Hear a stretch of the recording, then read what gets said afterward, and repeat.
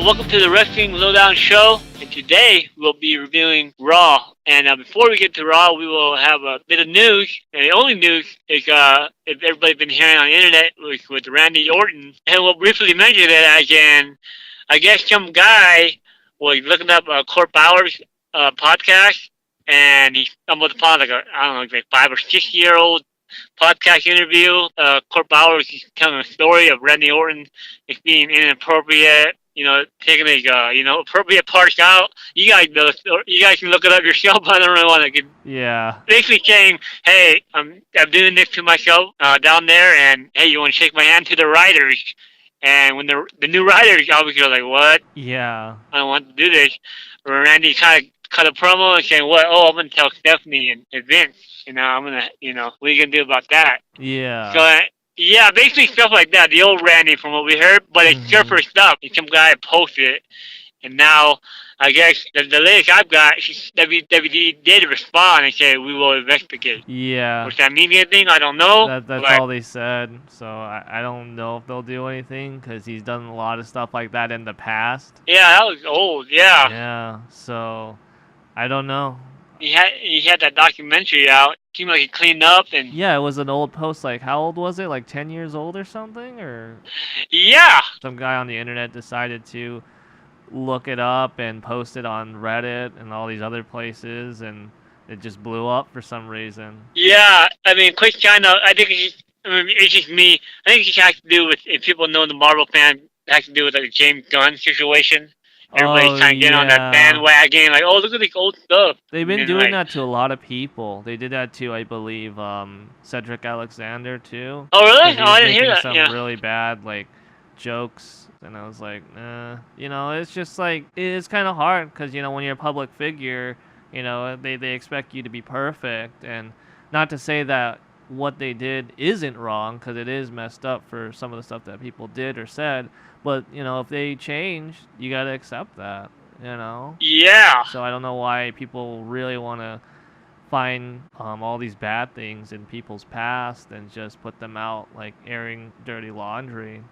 Maybe just for their own satisfaction or something, but not sure. I think it's just everybody got on that Me Too movement and the Twitter. Yeah. So everybody so they want to get on the. Yeah, it's unfortunate, but that's it, really. That's all I got for today. So for Raw of August 13th, it was at Greensboro, North Carolina. Yes. And it started off with a Ronda Rousey in-ring promo, and she talks about Jim Neidhart's passing. And I don't know, I just wanted to note that it kind of felt weird. It was nice words, but it kind of felt too scripted. And I don't doubt that Ronda Rousey has met Jim Neidhart and had a lot of good things to say about him, but I kind of wish that she was able to say what she wanted to say, It to me, it felt like it was kind of scripted. I don't know. And a lot of people felt the same, too. Yeah. At least the first part where she was just like saying, oh, yeah, fathers are the pillar of strength and stuff. But maybe that is what she wanted to say, but it just felt like she was reading a speech, Yeah, I agree. I mean, it did feel it towards the end, especially when she said the father stuff. It kind of. But the last part, where she was like telling Natalya to stay strong and said, we all love you, that felt genuine, Right. Whereas like the other part, I think that's kind of like a WWE thing where they're like, you need to say this, but I could be wrong. But that's what a lot of people were saying online, just like they wish she just could have cut a promo, but maybe she's not comfortable or they just didn't allow her or whatever. Yeah, I mean when she had that fight with like Munoz with her, contributed to the late great Roddy Piper. Yeah, she did a good job, and it was only like 30 seconds. But yeah, it felt a little bit, but I'm not too bothered by it. I guess. Yeah, me too. I just kind of like I said, I just kind of wish that she was able to maybe say like whatever she wanted, but I think maybe WWE doesn't feel comfortable about that yet. So. Yeah. At least the end, like I said, felt genuine, and that she probably that came from her. So. Yeah, I agree. But moving on, there were like a lot of Natty chants in the crowd, and she goes back into the story of Alexa and says that she will beat Alexa at SummerSlam to become champion.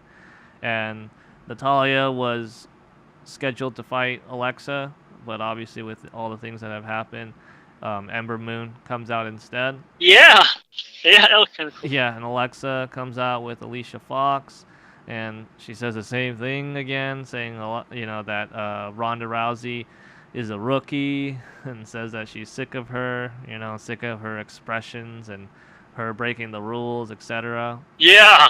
And then she said she got help from Constable Corbin and got security to protect her from Rousey. Yeah, I was expecting that. So the match starts with Ember Moon versus Alexa Bliss, and Alexa pushes Ember Moon right into a turnbuckle as she's facing away from her, and then in turn that knocks over Ronda Rousey. Yeah. And then it makes her upset, so she's gonna beat up Alexa, but security gets in the way of Rousey. Yeah, but she takes them all down except for one guy that just looked at her for a second and just ran off.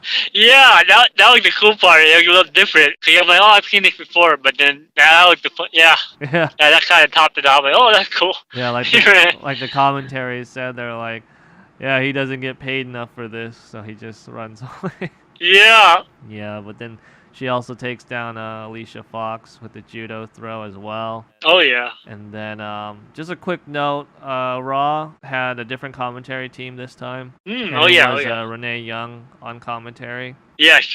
And just real quick, I thought she did pretty well.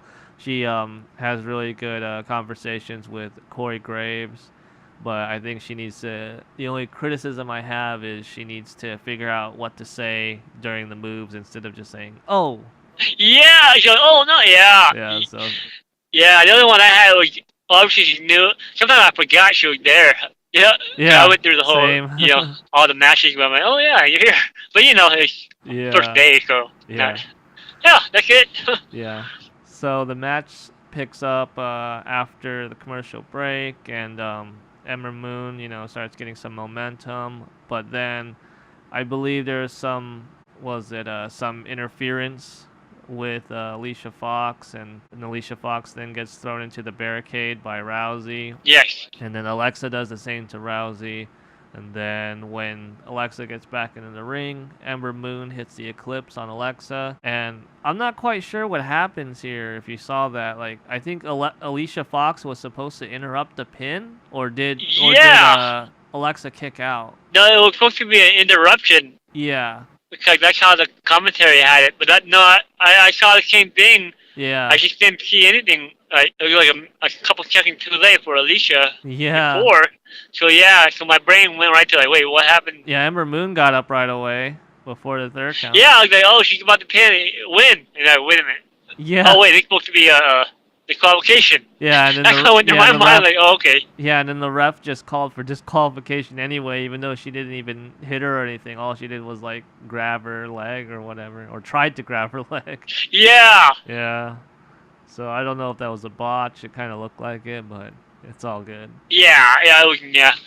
And then after that, Alicia Fox then gets thrown down by Ronda Rousey about 3 times, and I think on the 3rd time, Alicia Fox's leg hits the bottom rope. Yeah. I don't know if you saw that. That kind of looked like a small botch again. I don't know whose fault that was, because it was oh yeah, that shouldn't have happened. Yeah, I think I caught that too. And then the end result was just Ember Moon winning by DQ. Yeah, and Ronda standing strong at the end. Yeah. She threw that whatever rose thing that. The laurel, yeah. Yeah, that Alicia Fox was wearing. Alicia Fox had, yeah, and Alicia Fox had her expression. She got ow, yeah. Well, of course, you got ragdoll and armbar 5 times. Exactly. Then you got a band-aid. Yeah. But over the top kind of comedy. Okay. Yeah. Then the next segment is a backstage segment with Kurt Angle and Constable Corbin. Yeah. I think they had multiple ones, but I think this one just kind of set the tone for everything.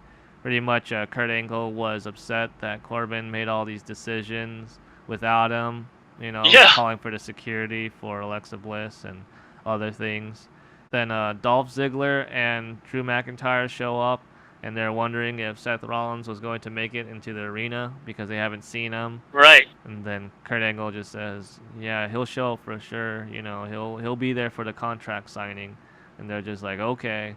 So they were just trying to set up the story of like, oh, did they do something to him, or is he really not gonna make it or whatever? Because I thought that maybe Ziggler and McIntyre like beat him up and locked him in a room or something. Oh yeah. Oh yeah. I didn't think about that. At first I thought that, and then as the night went on, I'm like, oh, maybe he's gonna do something at the end, but I don't know what. And then I think, yeah, we'll get to what happens at the end. Yeah. But the next segment is a match between Constable Corbin and Tyler Breeze. Yeah. It was an okay match. Started picking up a little towards the end, but it ended quickly after Corbin gets the win, and he actually won with his Deep Six, which I don't think he's won on the main roster before. It's always been the end of days, but Yeah. I thought that was kind of cool because I really liked that move. Yeah, me too. Yeah. Yeah, I'm glad he finished with that. Yeah. Then he cuts a quick promo saying he's going to do the same thing to Finn Balor at SummerSlam, and then calls out Jinder Mahal as Finn Balor's opponent on Raw. So you're like, oh, okay, it's just going to be Jinder versus Finn.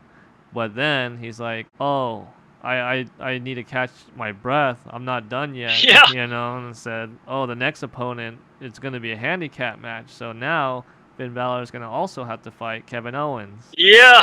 And it's like, oh, that's messed up. But then, obviously, when Kurt Angle came out, he was like, oh, no, I can change the matches. So this will be a tag team match. So he announced Strowman. Yeah. Yeah. Continuing on, it's Jinder Mahal and Kevin Owens versus Finn Balor and Braun Strowman. And the match starts off with Finn Balor and Jinder Mahal. And then later in the match, when Strowman gets tagged in, Owens tags himself out right away and runs out of the ring. Oh yeah. Like, I don't want to deal with you or whatever. But towards the end, Strowman picked up Sunil Singh while he was running, his usual run around the ring. That was cool, yeah. Tossed him into Kevin Owens. Yeah. Yeah. Yeah, that looked cool, yeah. Yeah. And then when he went back into the ring, he performed a power slam on Jinder Mahal and then gets the win for his team. And then after the match, Constable Corbin ambushes Finn Balor and puts him in the end days. Oh, yeah. The next segment is with this one Elias fan named Ricky Roberts. Yeah, it's kind of weird, yeah. Yeah, it started off with like, who is this guy? Is he going to job to someone? But he just pretty much said he's like a big Elias fan and he's going to like replace him someday or something. Yeah. Like, oh, I'm going to be good enough to replace him and I'll be like the next Elias. But then, Elias interrupts him and he was like, whoa, it's cool that you're an Elias fan. But, where's your dedication? Are you going to go to the WWE shop and buy some new Elias merchandise? Yeah. And I don't know if he botched it, but he was like, my new Walk with Elias, What Would Elias Do bracelet. And I was like, what?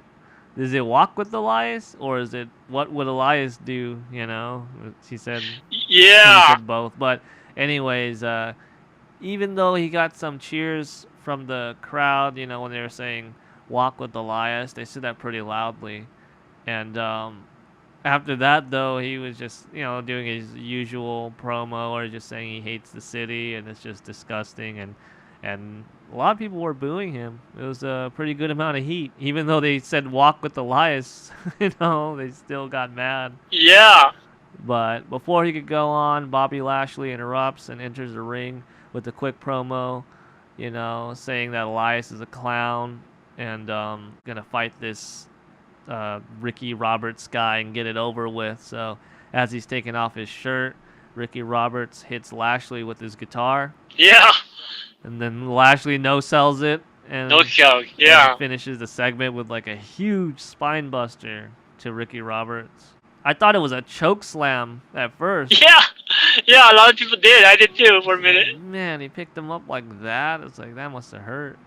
Yeah, so Ricky got his payday, I guess. Exactly. And got a little bit of shine. Yeah. So the next segment is with the B team, and Bo Dallas thinks they're in trouble because of the odds, doing the math. And I don't know if you know about it, but I think they're trying to do a nod to the Scott Steiner math promo. Oh, really? Yeah, no, I didn't know. Yeah. Oh, you have to watch that. It's like an internet meme. Like, Oh, okay. it's like one of the best like Steiner promos because he does all this weird math and people are just making fun of it. And yeah. Oh, like when Scott Steiner, he didn't add the writer. Yeah. Wrong. Yeah. Yeah. Okay. Yeah. I did see that. Okay. Yeah. No, I didn't catch that though. With Bo. It was just a small nod. It wasn't like a full tribute, but no. After that, Curtis Axel hypes them up as they both leave for their match, and then they come out and they have a new theme. Yeah. I mean, I guess it fits You like them it, more, but it's kind of. I wish it was a little longer because it's like 20 seconds. I think it's really, really short. Yeah, like when they won, they say B team. I wasn't sure if the crowd saying it or with the music. No, it was the music. It was the music. Oh, okay. The crowd, like, yeah. if you see the crowd, they're just kind of confused. Like, what? What's with this theme? Like it. Maybe if that was their first theme, I would be okay. But I really liked the other theme. I don't know. It was kind of cool to hear like a heavier theme first time in a long time. But yeah.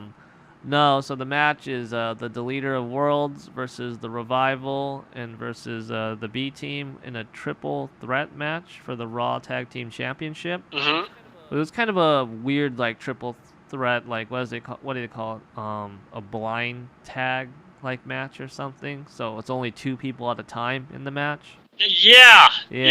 I don't know. I thought it was just gonna be like all of them fighting each other, and at the same time, because usually that's what they do, but. I don't know. But they replayed what happened last week, and I didn't actually watch the last week's match, but I don't know if you noticed that Matt Hardy, when he does the Twist of Fate, he does a back bump now. Yeah. Because he used to just sit down when he does the move. Yeah. But obviously with his injury or problems with his spinal fusion, he has to change the move. So I thought that was a pretty significant change for an iconic move that he made up. So. Yeah, it's a shame. Then the match starts off with Scott Dawson and Bo Dallas, but the Revival later in the match they perform the Heart Attack, which is a tribute to Jim Neidhart and Bret Hart because they used to do that move all the time. That was like, I don't know if that was their finisher, I forget, but I remember they finished a lot of matches with that move. But no, that suplex that Matt Hardy did to the outside when he was like, I believe on the apron, it looked pretty brutal. He like landed really hard. Oh wow, yeah. Yeah, like he landed on top of everyone. But oh yeah, okay, yeah, I remember, yeah. Yeah. And then when like everyone was kind of out of the ring, Curtis Axel tagged himself in and capitalized on the Revival's Shatter Machine. And then stole the pin from them to win the match, so they retained their championship title. Yeah, that was actually like that their first clean win. Like, yeah, I think like he actually really did something. Like he was focused. Yeah, like he fell over on the guy. Like, oh, cool. Yeah, even though he didn't do the work, but it's like it's a little step better from Oh yeah. accidentally winning. So yeah. So like, okay, I guess we'll go with that one. Yeah. And then the next thing is a backstage segment with Roman Reigns. He's just walking towards the ring, and then same thing like last week. B team runs into him, and they're just all hyped up, just saying, "Oh, come on, man! Like celebrate with us or whatever." B team. Yeah. And then, Roman Reigns then comes out with in-ring promo. Pretty much says, like, leave this place better than I found it, like, a little bit. Or rather, over and over for the beginning, and then says Brock Lesnar needs to leave the WWE. Yeah. He continues to do some more trash talking until Paul Heyman interrupts. Yes. And then Paul Heyman tries to compliment the Usos to try to get on Roman's good side. Yeah. Yeah. Yeah, he's going through the history of the Samoans and how he had a little bit of history himself. Yeah, and then he was pretty much saying like, I have all the secrets about Lesnar. You know, if we team up, then I'll be willing to be in your corner. And then it actually got a response from the crowd. A lot of people were chanting yes. And then Oh yeah, yeah. you know, Paul Heyman was offering his hand for a handshake, but then Roman refuses, saying he can beat Lesnar because he's done it before at the Greatest Royal Rumble. Right. And then Paul Heyman then repeats something that Roman's father said to him when he was a kid. And then, like, you know, Roman was like, "How do you know that?" Just like his expression on his face. It's like, huh. Yeah. Maybe maybe you are genuine and you're not a snake. So he considers the deal some more, and then Paul Heyman gives him a little agreement contract type of thing. I think he gives him an agreement paper because it wasn't technically a contract. And then while Roman was reading it, Paul Heyman then sprays Roman Reigns in the face with something like pepper spray or whatever. Yeah, and I totally sprayed him like until the bottle was gone. Yeah, and Gee, even dang, when he man. brought it back, he only had like a little bit left, and he was like shaking it. Yeah. Yeah. Yeah, then you know what was gonna happen next. You know, after he got blinded and technically, or you know, couldn't see, and Oh yeah. Lesnar's music hits, and you know, crowd, you know, commentary is like, oh no, this is not fair. You know, Lesnar comes out and starts to repeatedly knee Roman Reigns over and over. Yeah. And then he puts him into a headlock. Yeah, it looks like a modified judo or some kind of like front lock, back locker. Yeah. Yeah. There's a term for that in UFC. Yeah, I don't know the technical term, but I know it's definitely used in like MMA and stuff. But Yeah. he leaves the ring and starts to walk away, but then as he turns around, he runs back into the ring and then delivers the F5 to Roman Reigns. You know, we're gonna do our predictions later, but I was gonna predict like, well, maybe Paul's gonna go back, you know, and it was all set up. But I guess they did it tonight, so I guess Yeah. for me, it's like, all right, got it over with. So maybe there's something else to look forward to. Yeah, I was hoping that it was Roman Reigns and Paul Heyman. That would have been kind of cool and different, you know, and I think the crowd wanted to see that. But now it's just kind of more of the same, you know. It's just... Yeah, I was like, I think you can do the same on Sunday, but I guess we did it Monday, so it's like, all right, get it over with then. But yeah, maybe something else we expected. But yeah, that's kind of my thought on that. Like, okay.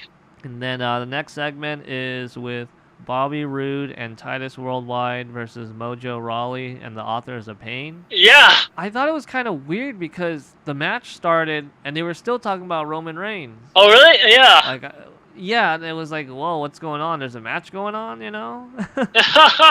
Oh, yeah. Yeah, and then it just kind of seemed to downplay the importance of the match. But okay, yeah, I remember that. Yeah. yeah, it was really short. So like Titus really didn't get that much time. Apollo, I think he started the match, and it was just a really quick back and forth until Bobby Roode gets the win after performing the glorious DDT. Yeah. Yeah, so I don't know what the point of that match was, but Yeah, okay, now I remember. Yeah, because the commentary, basically, they didn't even talk about the match. yeah, They didn't really, yeah, okay, I remember now. Yeah. yeah. Well, And then after that, they did a quick Jim Neidhart tribute, just put together like his career, you know, in a video, and yeah, that was good. yeah, it was a pretty good segment. And then the next match was with Sasha Banks versus Ruby Riott. Mm-hmm. They changed the Riot Squad theme a little bit. It's like they remixed the previous song, or rather, they remixed Ruby Riott's theme. Yeah, that's what I thought. 'Cause Yeah. I was waiting for that punk kind of, you know, The yeah. oi oi ois. Yeah. They just- Yeah, no, that stuff. I'm like, wait a minute. Yeah. I think it fits them better because the A little other better, theme, yeah. Yeah. All I thought of was Ruby Riott every time I heard that theme, so it's. Oh, okay. I would rather Yeah. they have a new theme, but maybe later if they're still together. But no, the match, I don't know. I didn't really like it too much. Just kind of slow. I think a lot of people were burned out at that point. No, I agree. You know, it should have been a tag team, but I don't know if that would have made it better. Yeah. But I forgot it was singles. 'Cause, yeah, everybody was involved, you know. I know it was Sasha versus Ruby, but it was like, you know, she went on the outside, and so I was like, wait a minute, you know. Yeah, Yeah. it's the same thing, right? about singles. But really, it wasn't a singles. Okay, people got involved anyways. Pretty much towards the end, there was all this interference from both sides, and then Ruby Riott just gets a pin, like roll up pin, and then she wins the match. Yeah. And just a quick note, I guess they're allowing Ruby Riott to have her natural skin color. That just sounds kind of weird, but I guess when she came to WWE, they wanted her to have like pale skin. I don't know how to do that with like makeup or something. Oh, okay. So I don't know if you noticed, that's why she looks really different because of her skin color. It's like more natural how she looked like when she was in the Indies. Oh, really? Yeah, no, I didn't know this. Yeah. Yeah. Oh, wow. That's Yeah, you can interesting, probably though. look like a before and after thing, but I guess they were trying to make her like the next Paige or something, like a goth type of person, you know, even though that's not what she is. Mm. So I think that's what they were trying to go for with looks, and now they took it away. They're just like, oh, you know, you can just be natural now, and kind of like Roman Reigns. Remember, he used to have blue contacts. Yeah. Oh, okay. Yeah. Oh, yeah. That's the first thing I saw about him. Was like, hey, yeah, blue.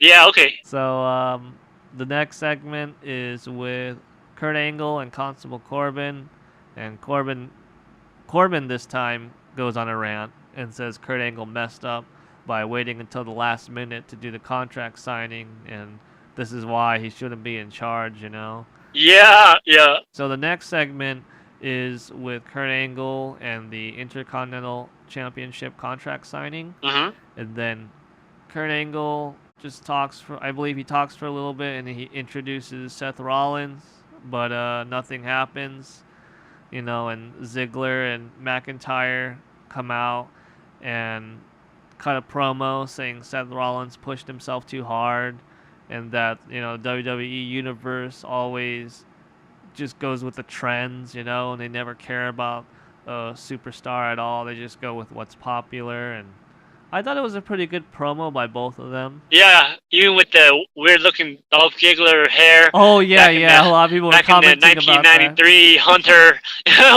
Yeah, Hunter. Yeah, like, what the heck? Yeah, like it just For looked. a minute. Yeah, it just kind of looks weird, you know, like he kind of Yeah. dyed his hair, but I don't know.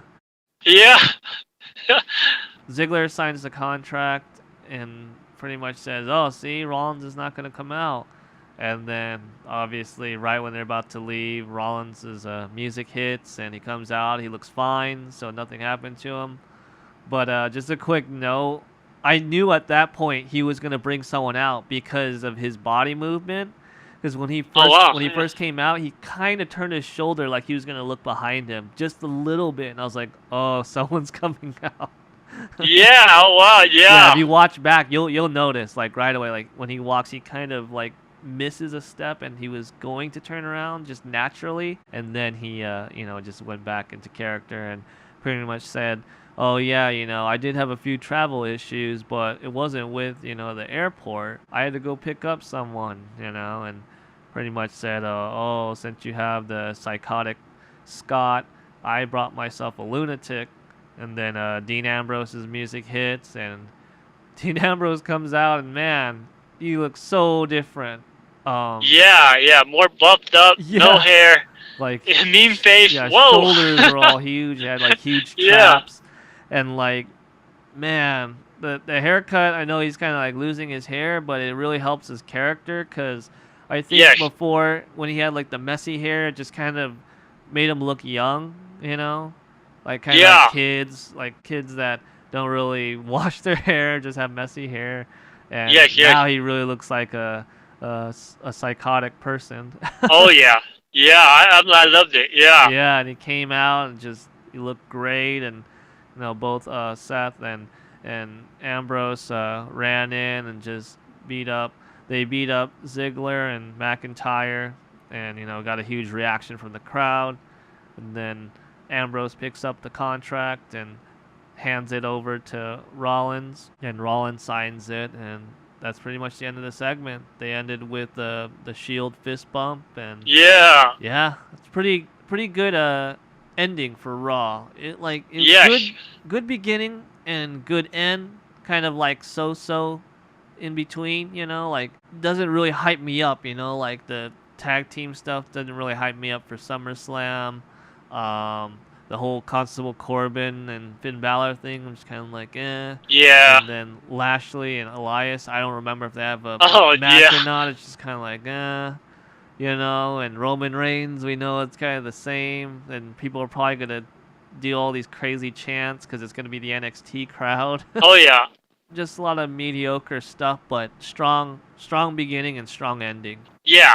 Because I think I'm looking forward to like the Rousey match and the match with Seth Rollins because I want to see what Dean Ambrose does.